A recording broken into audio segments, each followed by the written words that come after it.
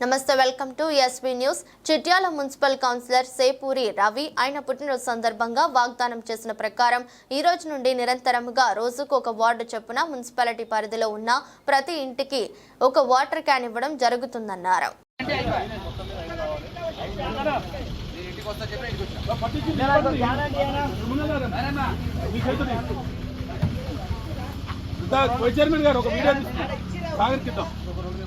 ఇంకా రెండు అన్నా నిలబడ నువ్వు నిలబడు అటు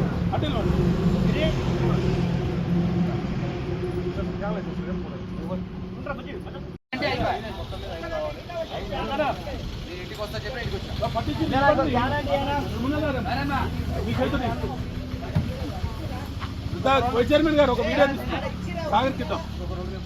ఇంకా రెండు అన్నా నిలబడ నువ్వు నిలబడు అటు